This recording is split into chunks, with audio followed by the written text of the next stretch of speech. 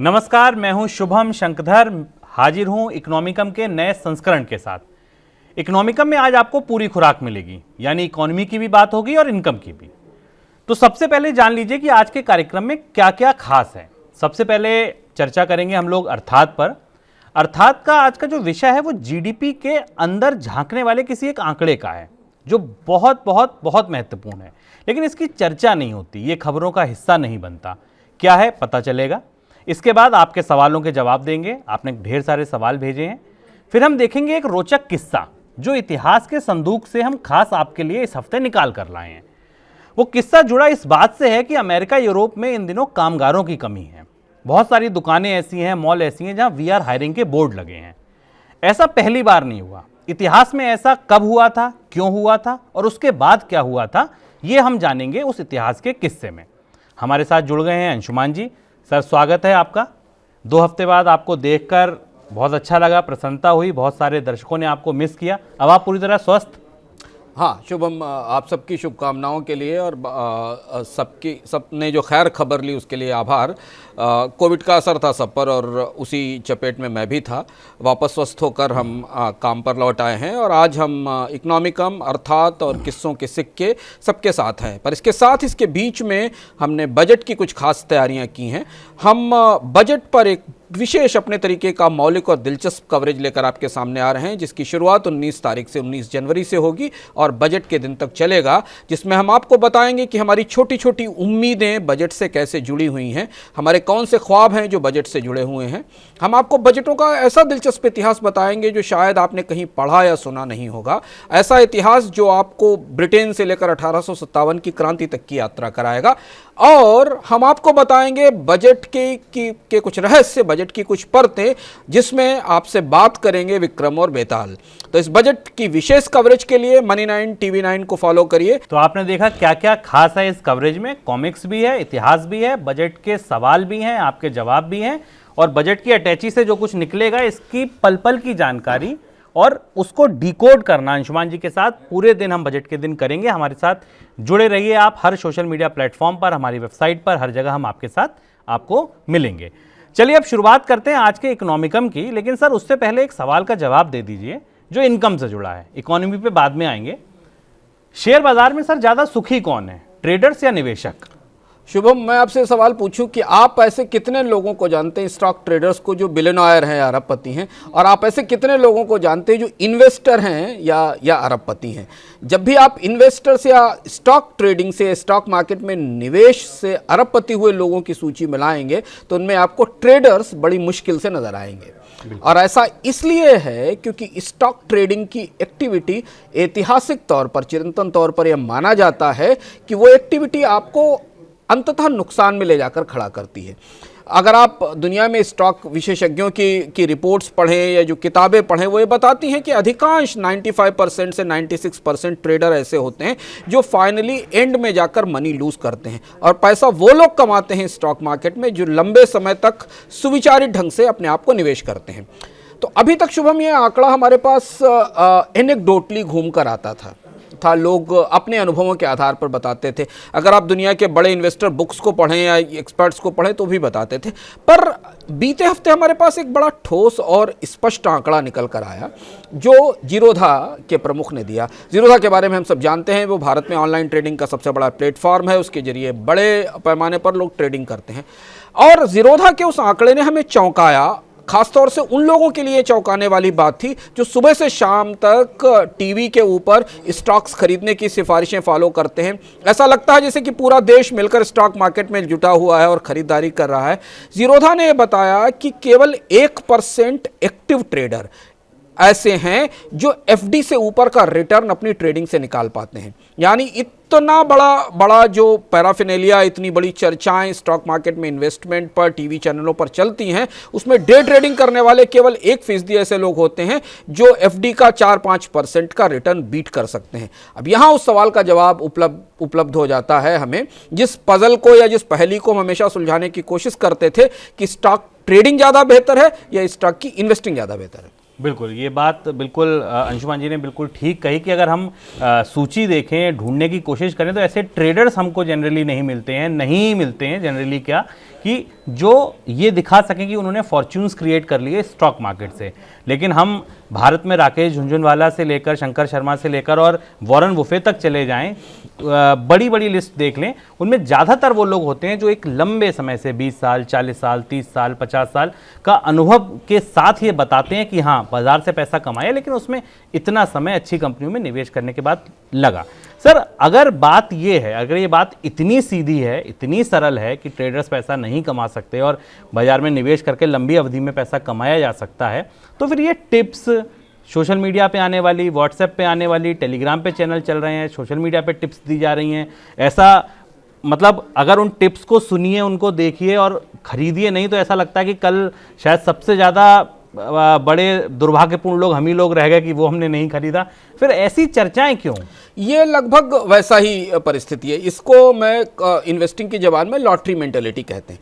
Trading करने वाले बहुत सारे लोग जो स्टॉक मार्केट में ट्रेडिंग करते हैं वो लगभग उस तरह से काम करते हैं जैसे कि कोई लॉटरी खरीदने वाला होता है। दुनिया में जितने भी शोध या रिसर्च उपलब्ध हैं वो मानते हैं कि लॉटरी ज़्यादातर वो लोग खरीदते हैं जो कभी भी वैधानिक रूप से अपनी मेहनत के जरिए बिलियनर या करोड़पति नहीं हो सकते। इससे सबसे कम आय वाले लोग, जिनके जेब में कम पैसे होते हैं, वो लॉटरी खरीदते हैं, क्योंकि उनके दिमाग में हमेशा एक कल्पना रहती है कि यही एक तरीका है जिससे वो 1 रुपए, 2 रुपए या 100 रुपए की टिकट से अचानक करोड़पति हो सकते हैं।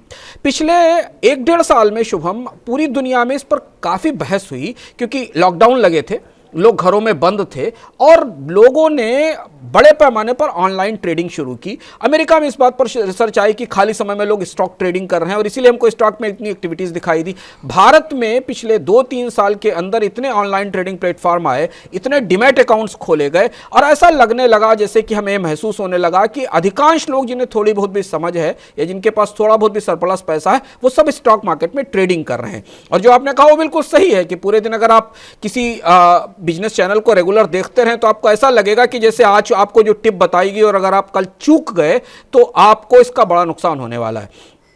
पर जीरोधा का डेटा या अमेरिका के स्टॉक मार्केट्स का डेटा या और भी बहुत सारी रिपोर्ट्स जो इंटरनेट पर उपलब्ध हैं, वो ये बताती हैं कि स्टॉक्स बहुत अच्छे निवेश के जरिए का माध्यम है। इससे आपको लंबे समय में बड़े रिटर्न मिलते हैं, लेकिन आप ट्रेडर नहीं हो सकते। एक और अंतिम बात जो इसमें समझना जरूरी है कि ट्रेडिंग एक बहुत कॉमन एक्टिविटी है। ट्रेडिंग किसी भी परिस्थिति में किसी भी चीज़ की हो सकती है। आप कपास से लेकर आलू से सब्जी तक और स्टॉक मार्केट से लेकर दुनिया में ग्रीन क्रेडिट्स तक किसी भी चीज़ की ट्रेडिंग कर सकते हैं। ट्रेडिंग की एक साइकोलॉजी है, ट्रेडिंग का एक मनोविज्ञान है, जिसमें ट्रेडर एक निर्धारित मूल्य तय करता है और वहां से वो मुनाफे या नुकसान की गणना करता है। जबकि इन्वेस्टिंग एक लॉन्ग टर्म, सुविचारित, लंबी दौर की प्रक्रिया है, जिसमें आप कोई एक मूल्य तय नहीं करते बल्कि अधिक से अधिक वेल्थ जनरेट करने की कोशिश करते हैं। ट्रेडिंग कम समय में ज्यादा प्रॉफिट कमाने का सूत्र है और स्टॉक इन्वेस्टिंग लंबे समय में वेल्थी बनने का, संपत्ति अर्जित करने का और वेल्थी होने का रास्ता है। और इसलिए अब जबकि सेबी वापस पूरे देश को यह बता रहा है कि टेलीग्राम पर, व्हाट्सएप पर, इंस्टाग्राम पर, फेसबुक पर जो आपको सिफारिशें स्टॉक्स खरीदने की आ रही हैं, ये सब गलत हैं, इनका ध्यान रखें। और ये काम पूरी दुनिया में हो रहा है क्योंकि लोगों के पास समय था तो उन्होंने स्टॉक्स में ट्रेडिंग में अपने आप को जोड़ा। तो हमारे लिए समझना जरूरी है कि आप इन्वेस्टर बने, ट्रेडर नहीं, क्योंकि ट्रेडिंग बिल्कुल एक अलग एक्टिविटी है और इन्वेस्टिंग से ही दुनिया में लोगों ने फॉर्च्यून बिल्ड किए हैं। और ये चर्चा हमने इसलिए शुभम की क्योंकि सेबी ने एक बड़ी गाइडलाइन जारी की है, एक बड़ा सोशल मीडिया प्लेटफॉर्म्स को लेकर, और यह भी पाया है कि सोशल मीडिया के जरिए लोगों को स्टॉक मार्केट में इन्वेस्टमेंट करने के लिए जिस तरह से मोटिवेट किया जाता है, उनको जैसे टिप्स दिए जाते हैं, यह वैधानिक और उचित तरीका नहीं है। और इसीलिए बड़े जुर्माने भी लगे हैं और आप लोग भी सतर्क रहें। हमारी यही कोशिश है आपको जागरूक करने की कि आप भी सतर्क रहें कि अगर ऐसी टिप्स आपके पास किसी मैसेज से, बल्क मैसेजेस में, व्हाट्सएप पर, टेलीग्राम पर और ऐसी किसी सोर्स से आती है जिसमें ये बताया जाता है कि तत्काल ये शेयर इतनी बड़ी क्वांटिटी में खरीद लीजिए और आप ये शेयर बहुत जल्दी रॉकेट होने वाला है, और उसके पीछे कई तरीके के शब्द इस्तेमाल होते हैं कि रॉकेट शेयर, बोनांजा शेयर, तो इनसे बड़ा सतर्क रहिए। बढ़ते हैं हम लोग अपने अगले पड़ाव पर, जो है अर्थात का इस हफ्ते का जो शीर्षक है वो है दमखम की नापजोख। ये जुड़ा है जीडीपी से, जैसे कि मैंने आपको पहले बताया। जीडीपी अब बहुत सारी जनता इसके आंकड़ों से सरोकार रखे या ना रखे, लेकिन जीडीपी एक ऐसा नंबर है, एक ऐसी व्यवस्था है जो आपसे, मुझसे, हर किसी से प्रत्यक्ष या अप्रत्यक्ष रूप से जुड़ी हुई है।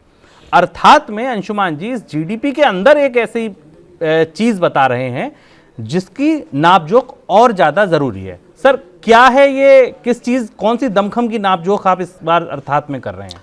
शुभम, बजट के बिल्कुल करीब खड़े हैं, 2 हफ्ते दूर हमसे बजट है। इससे 1 हफ्ते पहले हमारे सामने भारत में जीडीपी का एडवांस एस्टीमेट आया। ओमिक्रॉन का असर उसमें शामिल नहीं था।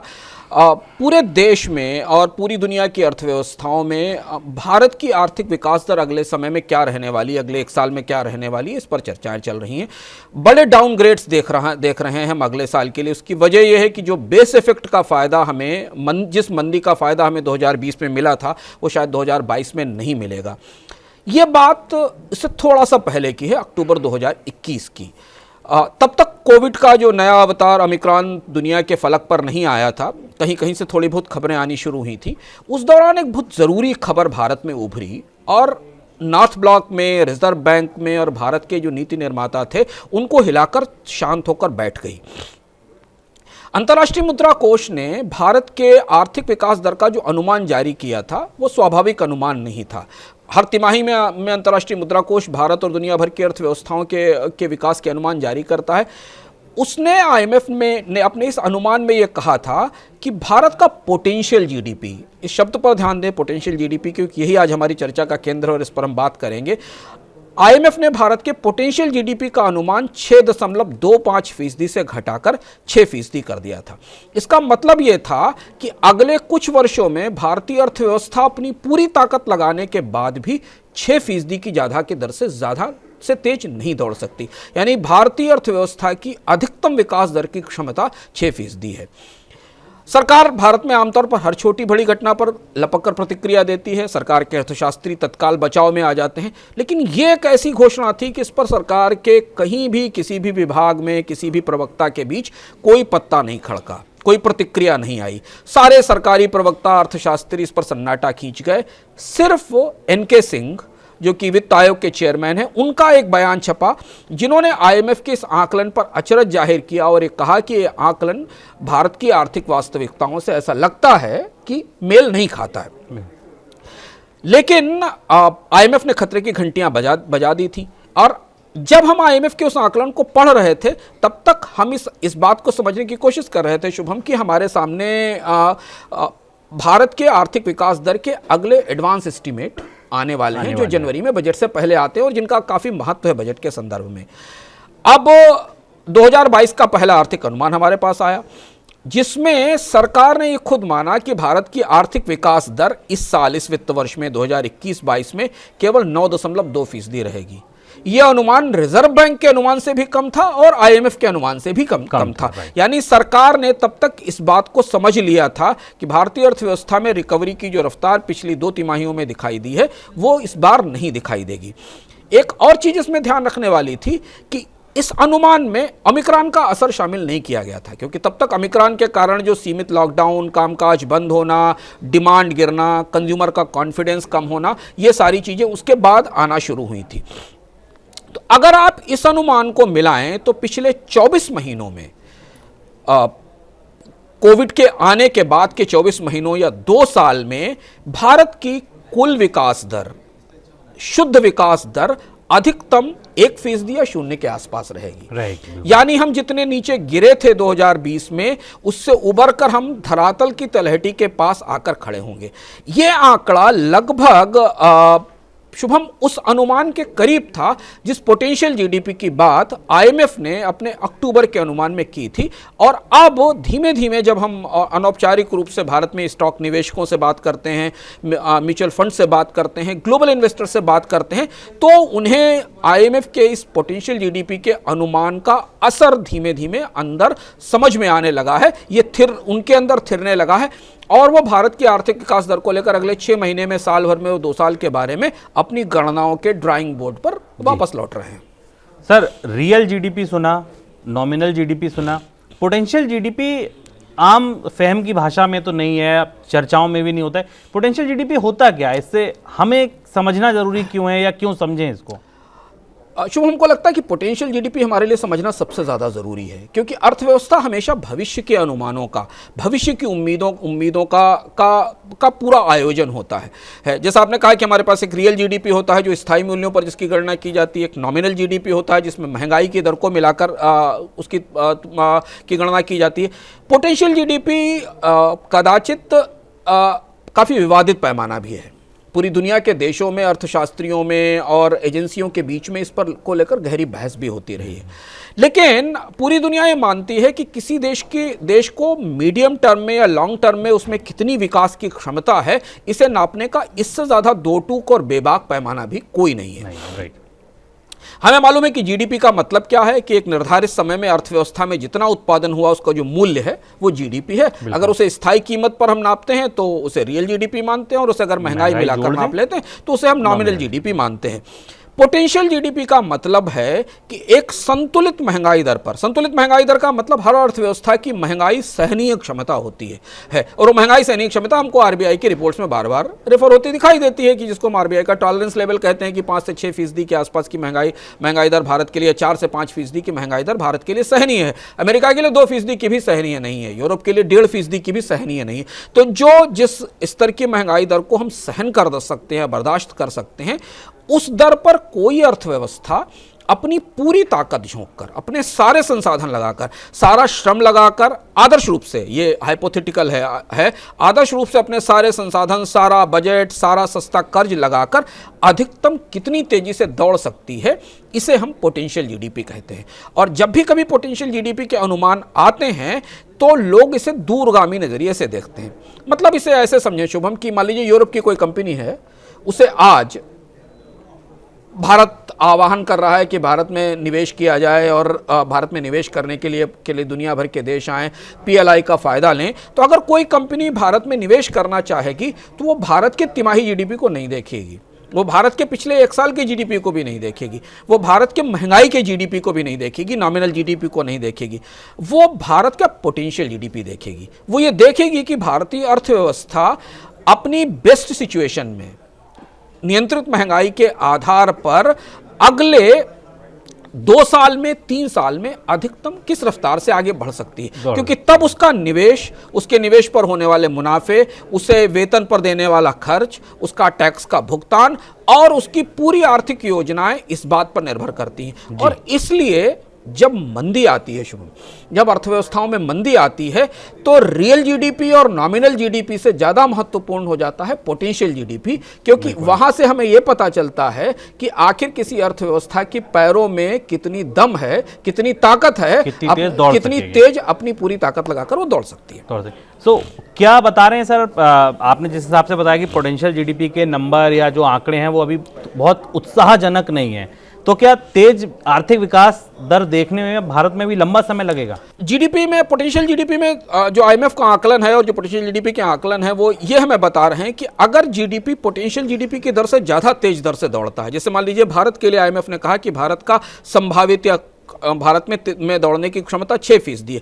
अगर इससे तेज दर से किसी देश की अर्थव्यवस्था दौड़ती है तो इसका मतलब वहां महंगाई बढ़ेगी, क्योंकि वहां पर उत्पादन की लागत बढ़ाकर ही आप इससे तेज विकास दर हासिल कर सकते हैं। हम पिछले 5-7 सालों में, अब ये चर्चा में नहीं आता है, लेकिन पिछले 5-7 सालों में पहले हमने इकोनॉमी के ओवरहीट होने की चर्चाएं सुनी थी, कि इकोनॉमी ओवरहीट होती। तो इकोनॉमी की ओवरहीटिंग का मतलब है कि कोई अर्थव्यवस्था अपने पोटेंशियल जीडीपी से ज्यादा तेज रफ्तार से दौड़ रही, तो इससे महंगाई आना तय है। और अगर कोई अर्थव्यवस्था अपने पोटेंशियल जीडीपी से नीचे की दर से दौड़ रहे है, तो इसका मतलब यह है कि वो वहां पर मंदी है, वहां पर उत्पादन की क्षमताओं के हिसाब से उत्पादन नहीं हो सकता। तो आईएमएफ ये बता रहा है कि भारत की मंदी दरअसल अब लंबी सुस्ती, भारत की आर्थिक विकास दर में लंबी सुस्ती की गर्त के भीतर पहुंच गई है। अब 2 चीजें यहां समझना बड़ा स्पष्ट रूप से जरूरी है। पहली चीज तो कि दहाई के अंकों की आर्थिक विकास दर 10%, 9%, 11% की आर्थिक विकास दर तो बहुत दूर की बात है। यह संभावना तो 2015-16 के बाद से ही खत्म होने लगी थी कि भारत डबल डिजिट की ग्रोथ लेगा। अभी हमें यह समझ में आ रहा है आईएमएफ के आकलन से, और उसके बाद जो बाकी भारतीय एजेंसियों के आकलन आए हैं, उसके हिसाब से भारत में अगले 5 साल में 5 से 6% की औसत विकास दर भी मुश्किल है।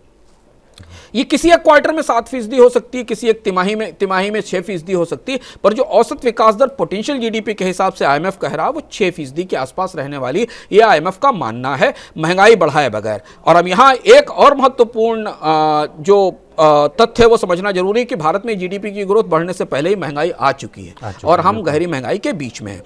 अब ऐसा क्या हुआ कोविड की मंदी से जिससे कि भारत की आर्थिक क्षमता ही टूट गई? दो तरह से इसे समझ सकते हैं कि एक डिसरप्शन आया, एक कोविड आया, एक बीमारी आई और कामकाज ठप पड़ गया, लेकिन जैसे ही लॉकडाउन खुला चीजें सामान्य रूप से आने लगी। लेकिन जब दुनिया की अर्थव्यवस्थाएं उतनी ताकत से बाउंस बैक कर रही थी, उतनी ताकत से आगे आ रही थी, तो भारतीय अर्थव्यवस्था में ऐसा क्या हो गया कि इसकी जो रिकवर करने की क्षमता थी पोटेंशियल वो टूट गई। और इसके कुछ जवाब हमें ताजा आंकड़ों में मिलते हैं। इन आंकड़ों का हम थोड़ा सेवन करें तो हमें समझ में आएगा कि ये आईएमएफ का ये आकलन या भारत के आर्थिक विकास दर को बजट से पहले भारत के आर्थिक विकास दर को लेकर निकला ये आकलन कहां से आता है। पहली चीज ये कि जो हमारे पास अभी शुभम अनुमान आया, अग्रिम अनुमान जो हमें सीएसओ ने दिया, जिसमें कि 9.2% की GDP growth rate, real GDP की ग्रोथ रेट बताई गई है, उसमें एक महत्वपूर्ण फैक्टर समझने वाला है कि भारत की आर्थिक विकास दर में जो रिकवरी पिछले 2 तिमाही में दिखाई दी है, उसमें भारत में उत्पादन से ज्यादा महंगाई का बड़ा योगदान है।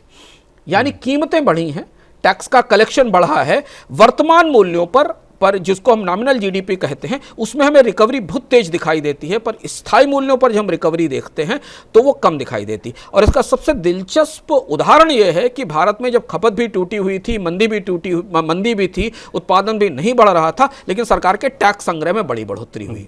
और वो जो जीएसटी का कलेक्शन हमको बढ़ता हुआ दिखा है, वो नॉमिनल जीडीपी का या महंगाई का जो योगदान है भारत की जीडीपी को बढ़ाने में, वो महत्वपूर्ण है। अब यहां हमें ध्यान रखना जरूरी है, पीछे रेफर करते हैं कि पोटेंशियल जीडीपी के मामले में जो सबसे पहली शर्त है वो है नियंत्रित महंगाई। उस महंगाई के आधार पर ही जब आपकी अर्थव्यवस्था बेहतर ढंग से ग्रो करती है, तब भारत में, तब किसी भी देश की लोगों की आय एक सामान्य स्तर से ऊपर बढ़ती है और उनकी जिंदगी जीने की लागत स्थिर रहती है। क्योंकि अगर आपकी आय घट रही है और जिंदगी जीने की लागत बढ़ रही है तो फिर वो आर्थिक विकास दर अंततः अर्थव्यवस्था को ढलान की तरफ ले जाता है। तो पहली बात यह। दूसरी एक और दिलचस्प चीज जो इस आंकड़े में हमें दिखाई दी, जो हमारे लिए समझना जरूरी है, कि बीते 2 साल में भारतीय अर्थव्यवस्था में निर्यात की वृद्धि दर घरेलू खपत से ज्यादा रही। और यह भी एक अनजाना सा, अनदेखा सा पहलू है। ऐसा कभी नहीं हुआ भारत के ताजा इतिहास में जब भारत की एक्सपोर्ट ग्रोथ रेट भारत की डोमेस्टिक खपत से कम हो, क्योंकि भारत के टोटल जीडीपी में एक्सपोर्ट का हिस्सा तो बहुत छोटा है, एक्सपोर्ट रिलेटेड प्रोडक्शन का हिस्सा बहुत छोटा है। यानी भारतीय अर्थव्यवस्था में उतनी खपत बढ़ाने की क्षमता नहीं थी। चूंकि अंतर्राष्ट्रीय अर्थव्यवस्थाओं में पेंटअप डिमांड आई थी, नई डिमांड आना शुरू हुई थी, और उस डिमांड का फायदा आने से भारत के निर्यातकों को लाभ मिला और हमने निर्यातों में पिछले 6 से 8 महीनों में तेज बढ़ोतरी देखी। और ये बढ़ोतरी भारत की डोमेस्टिक कंजम्पशन के रेट से ज्यादा थी। लेकिन अब ग्लोबल महंगाई लौट रही है, ये मांग धीरे धीरे स्थिर होना शुरू होगी। तो इसलिए अगर आप ध्यान से आर्थिक खबरों को करीब से पढ़ते हैं तो आपको दिखाई देगा कि भारत के अगले साल के निर्यात के प्रोजेक्शंस डाउनग्रेड किए जा रहे हैं। यह कहा जा रहा है कि भारत में अगले साल निर्यात में कमी आएगी।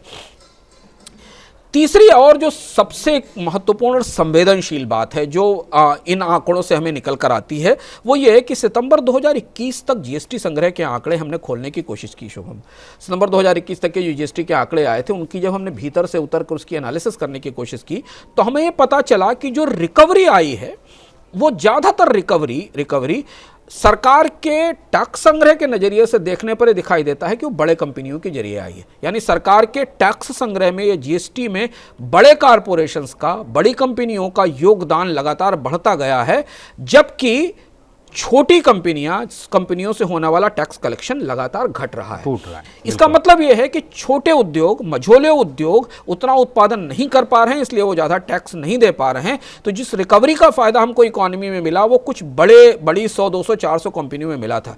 यहां ध्यान रखना जरूरी है कि 2017 में भारत के जीएसटी में बड़े कॉरपोरेशंस का और छोटे उद्योगों का योगदान लगभग एक बराबर था। दोनों बराबर का कंट्रीब्यूशन करते थे। यह तस्वीर इस बात का सबूत है कि बड़ी कंपनियां तो मंदी से उबर गई हैं, लेकिन जो छोटी कंपनियां हैं जहां से रोजगार आता है और जिन पर सबसे ज्यादा असर हुआ था कोविड का, उनका अभी मंदी से उबरना बाकी है। और इस क्रम की जो आखिरी बात जो हमें पोटेंशियल जीडीपी गिरने या भारत की आर्थिक क्षमता तेजी से रिकवर करने की क्षमता पर सवाल उठाने के लिए तथ्य देती है, वो ये कि गैर कृषि रोजगारों का, नॉन एग्रीकल्चर जॉब्स का हाल बहुत बुरा है। हम लगातार मनी 9 पर अलग अलग पैकेजेस के जरिए आपको बताते रहे कि बेरोजगारी को, शहरों की बेरोजगारी और कंस्ट्रक्शन सेक्टर की बेरोजगारी और रिटेल सेक्टर की बेरोजगारी कैसे बढ़ रही है। गैर कृषि रोजगार जो नॉन एग्रीकल्चर एम्प्लॉयमेंट है उनकी रिकवरी नहीं आई है। उनके यहाँ कोविड वाली रोजगारों बेकारी की भरपाई ही अभी नहीं हो पाई है। जो नए बेकार बाजार में आकर खड़े हो गए स्कूलों से निकलकर या पढ़ लिख कर, उनके लिए तो बात अलग है।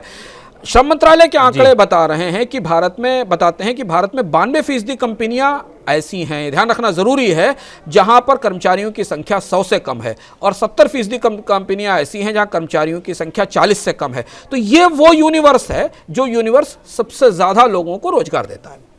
सो सर, अब दिक्कतें कई हैं पूरा, अर्थात से ये पता चलता है कि आर्थिक विकास की गाड़ी बहुत तेजी से आगे नहीं बढ़ पा रही है। बजट से पहले के सर फिर आगे की राह कैसी दिखती है? बजट से पहले अगर हम बात करें तो सरकार क्या कर सकती है जो उस गाड़ी में थोड़ा धक्का लग जाए? 3-4 चीजें और इससे उभरती हैं जो बजट की पृष्ठभूमि या बजट की सीमा तय करती हैं। जीडीपी के जो आंकड़े हमें बता रहे हैं कि भारत में निजी खपत 8 साल के न्यूनतम स्तर पर है, करीब 57.5% के आसपास है। और इसलिए दुनिया की एजेंसियां भारत की आर्थिक विकास दर के आकलन नीचे कर रही हैं या काट रही हैं। 3-4 चीजें सरकार को बजट के जरिए एड्रेस करना बहुत जरूरी है, और इसलिए बजट काफी कीमती होने वाला है। पहली चीज तो यह है कि खपत को कम करने वाली और लागत को बढ़ाने वाली महंगाई बहुत मजबूती से जड़ें जमा चुकी है। इसे सरकार रोक पाने में नाकाम है और अक्षम है, और दिख रहा है कि वो महंगाई नहीं रोक पा रही है, इसलिए मांग बढ़ने की संभावना सीमित है। दूसरा जो महत्वपूर्ण इंडिकेटर है कि महंगाई के साथ ब्याज दर बढ़ने का दौर शुरू हो चुका है। हमने देखा है कि बैंक डिपॉजिट्स पे ब्याज दर बढ़ने लगी हैं, आरबीआई ने भी इंडिकेट किया है कि ब्याज दरें बढ़ाएंगे। तो अब ऐसी स्थिति में जब मांग नहीं है और कर्ज महंगा हो रहा है तो कंपनियां नया निवेश करेंगी, इस बात की उम्मीद नहीं है जी।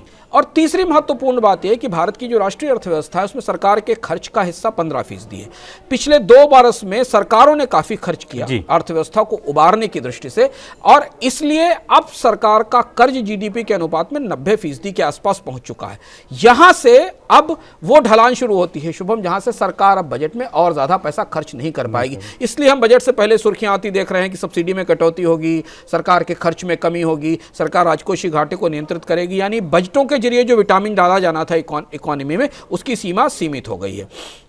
अब इस बजट के बाद सिर्फ इस बजट से एक सवाल का जवाब जो आने वाला है, जिसकी जरूरत हमारे सामने है, वो ये कि भारतीय अर्थव्यवस्था में दौड़ने की कितनी ताकत बची है। बजट कितनी बजट अब ताकत या कितनी विटामिन इकोनॉमी में डाल सकता है कि भारतीय अर्थव्यवस्था की आर्थिक विकास दर तेज हो सके। क्योंकि यही समझें कि अगर पोटेंशियल जीडीपी नहीं बढ़ा तो आने वाले अगले 5-6 साल में नए निवेश, नए रोजगार और नए लोगों की जो नौकरियों की संभावनाएं हैं वो पूरी तरह सीमित हो जाएंगी।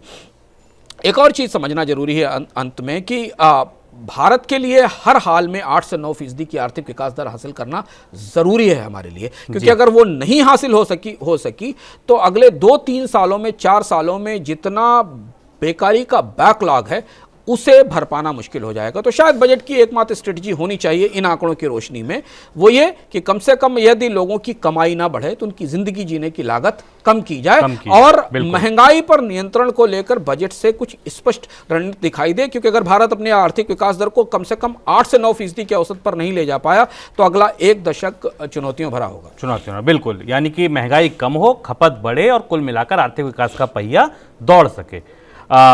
अर्थात में फिलहाल इतना ही। पूरी उम्मीद है कि आपको ये पसंद आया होगा एपिसोड। अपनी प्रतिक्रियाएं, अपने सुझाव जरूर भेजिएगा।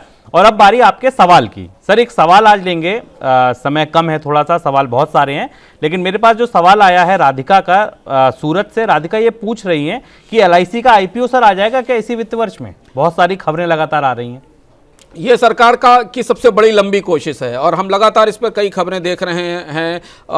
डिमैट अकाउंट्स खुल रहे हैं, सरकार मर्चेंट बैंकर से बात कर रही है। हमें उम्मीद है कि बजट में कम से कम अगर आईपीओ की घोषणा बजट से पहले नहीं होती है तो बजट में उसका रोड मैप तो आ जाएगा। बजट में सरकार ये बता पाएगी कि कब तक लाएगी, क्योंकि बजट आने के बाद भी सरकार के पास करीब करीब 60 दिन का समय होगा आईपीओ को लाने के लिए। अभी सेबी के दरवाजे तक आईपीओ नहीं पहुंचा है, लेकिन जितनी एजेंसियां आईपीओ से जुड़ी हुई सरकार में वो इस बड़े मेगा आईपीओ की तैयारी में जुटी हुई हैं। और ये इस साल का विनिवेश की दृष्टि से, सरकार के रेवेन्यूज की दृष्टि से, क्योंकि हमने देखा पिछले 3-4 महीनों में भारत में कोई बड़ा विनिवेश या बड़ा डिसइन्वेस्टमेंट नहीं हो पाया, इस पर सबकी निगाहें रहने वाली हैं। बजट से शायद हमें इसका कुछ निश्चित या कुछ निर्णायक जवाब मिलेगा। बिल्कुल। और ये उतनी ही बड़ी कसरत लग रही है जितनी बड़ी बजट है, इसीलिए अगर आप देखिए 4 खबरें बजट की छपती हैं तो उसके साथ 4 खबरें LIC से जुड़ी भी छपती हैं। चलिए अब खनकने लगे हैं किस्सों के सिक्के। भारत में बेरोजगारी बढ़ना एक आम बात है, बहुत सारी खबरें आती हैं, लेकिन अमेरिका यूरोप में कुछ उल्टा हो रहा है। अमेरिका यूरोप में कामगारों की कमी है।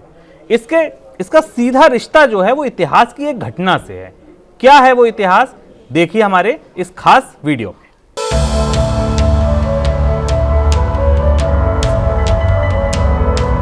हम भारतीयों की तो आदत ही है बेरोजगारी बढ़ने की खबरें पढ़ने की, नौकरियों की कतार में लगे लोगों को देखने की। लेकिन 2021 में दुनिया को एक नई सुर्खी देखनी पड़ी। ये नई हेडलाइन थी द ग्रेट रेजिग्नेशन, यानी इस्तीफों की बाढ़, यानी नौकरियां छोड़ने वालों की आंधी। अप्रैल 2021 के बाद अमेरिका में कामगारों का लगभग 5वां हिस्सा यानी 33 मिलियन लोगों ने काम छोड़ दिया। सरकारी आंकड़े बताते हैं कि ओमिक्रॉन की शुरुआत से पहले अकेले नवंबर में 45 लाख लोगों ने अमेरिका में अपनी नौकरी छोड़ दी। अमेरिका हो, कनाडा हो, ब्रिटेन हो, फ्रांस, जर्मनी, दुकानों के आगे महीनों से VR हायरिंग के बोर्ड लगे हैं, लेकिन काम करने वाले नहीं मिल रहे।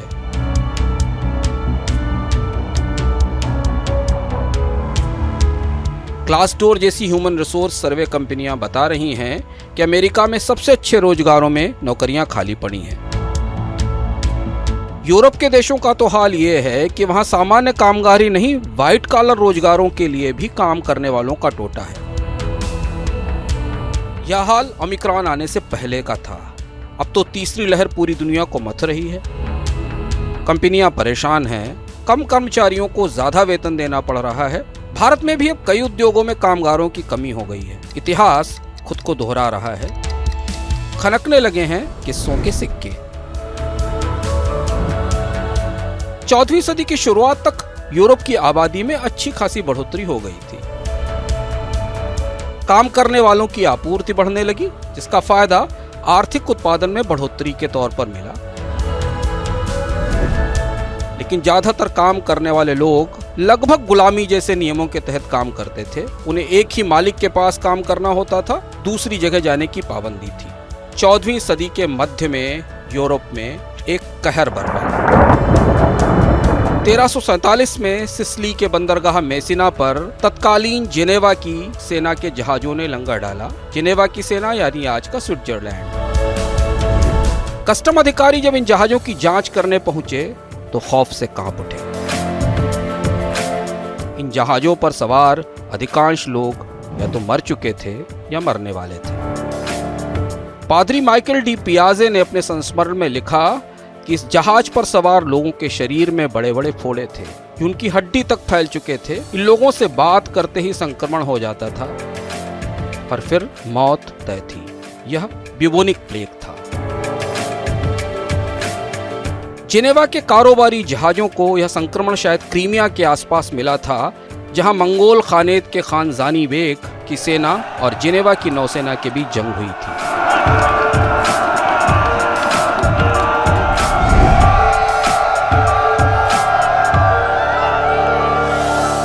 ताजा ऐतिहासिक खोजें बताती हैं कि रशियन स्टेपी के इलाके में प्लेग का वायरस 14वीं सदी के तीसरी दशक में पहुंचा होगा। शायद मंगोल हमलावर इसे चीन से लेकर वहां आए थे, जहां से यह इटली और मिस्र पहुंचा और अगले 2 साल में प्लेग ने उत्तरी अफ्रीका, यूरोप और मध्य पूर्व के शहरों को अपनी चपेट में ले लिया। यूरोप की उभरती घनी आबादी के लिए प्लेग प्रलय से कम कुछ नहीं था। एक के बाद एक शहरों को काली मौत अपने आगोश में लेती चली गई। प्लेग की ब्लैक डेथ पूरे यूरोप में दौड़ने लगी। 3 साल में करीब 7.5 करोड़ लोगों की जान गई प्लेग से। मौत का कहर जब थमा तो यूरोप को पता चला कि आबादी का संतुलन ही बदल गया है। करीब 30 से 50% आबादी को निगल गई थी प्लेग की ब्लैक डेथ। 14वीं सदी के आखिरी दशकों में यूरोप में कामगारों की कमी हो गई। कामगार कम थे तो मजदूरी बढ़ाने की मांग शुरू हुई। मजदूरों ने दबाव बनाया और जमींदारों और मालिकों को समस्या होने लगी। सामंतों और मालिकों ने किंग एडवर्ड तृतीय से गुहार लगाई। राजा ने एक ऐसा कानून बनाया जिसमें मजदूरों के लिए ऊंची मजदूरी मांगने पर पाबंदी लगा दी गई। 60 साल से कम के लोगों के लिए काम करना अनिवार्य कर दिया गया। फिर मजदूरों का विद्रोह तपने लगा। बात 1381 की है, जब वाट टेलर के नेतृत्व में ब्रिटेन में पहली किसान बगावत हुई। विद्रोही लंदन पर चढ़ दौड़े, जेलें तोड़ दी गईं, आगजनी लूटपाट हुई। किंग रिचर्ड द्वितीय को उन विद्रोहियों की बात सुनने पर राजी तो होना पड़ा, लेकिन विद्रोहियों की शर्त थी कि गुलामी बंद की जाए और श्रम कानूनों को पूरी तरह बदला जाए। राजा कानून बदलने पर राजी हुआ, लेकिन उसने गद्दारों को सजा देने की शर्त भी रख दी। हिंसा दोबारा भड़क उठी। इस बार गुस्साए मजदूरों ने राजा की काउंसिल के सदस्यों पर हमला कर दिया। कई जाने गईं। अब विद्रोहियों के नेता वाट टेलर की मांग थी कि सामंतशाही पूरी तरह खत्म कर दी जाए, लेकिन इस बार किंग रिचर्ड ने ज्यादा सख्ती की। नॉर्विच के बिशप ने विद्रोह को ताकत के साथ कुचल दिया, लेकिन विद्रोह खाली नहीं गया। विद्रोह के बाद राजा को यानी किंग रिचर्ड को कई कानून बदलने पड़े। किसानों और मजदूरों को सामंती जकड़ से आजाद करने की प्रक्रिया शुरू हुई। क्रमशः यूरोप में श्रम बाजार का चेहरा बदलने लगा। तब से आज तक दुनिया का लेबर मार्केट यानी श्रम बाजार काफी बदल चुका है। नियम चुस्त हैं, कर्मचारियों के अधिकारों को लेकर सरकारें सतर्क हैं।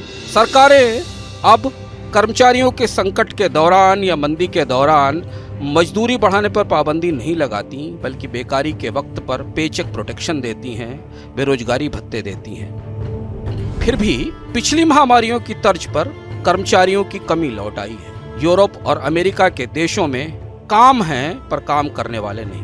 तो क्या यह 2021 का ग्रेट रिजिग्नेशन वेतन मजदूरी में बढ़ोतरी कराएगा? और अगर वेतन और मजदूरी बढ़े तो क्या महंगाई नहीं बढ़ेगी?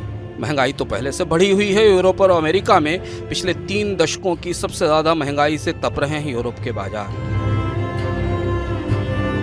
सवाल बहुत तेरे हैं। हम लाएंगे किस्सों के कुछ नए और सिक्के आपके लिए। आप बने रहिए मनी 9 के साथ। उम्मीद है आपको पसंद आए होंगे ये किस्सों के सिक्के। अगले हफ्ते फिर ऐसा ही एक किस्सा, एक ऐसा ही अर्थात आपके सवाल जवाब और हाँ, आपके इनकम से जुड़ी बात, सब कुछ फिर से लेकर आएंगे। फिलहाल अंशुमन जी, आपका बहुत शुक्रिया इस कार्यक्रम में जुड़ने के लिए। हम लोगों को दीजिए इजाजत। नमस्कार। धन्यवाद।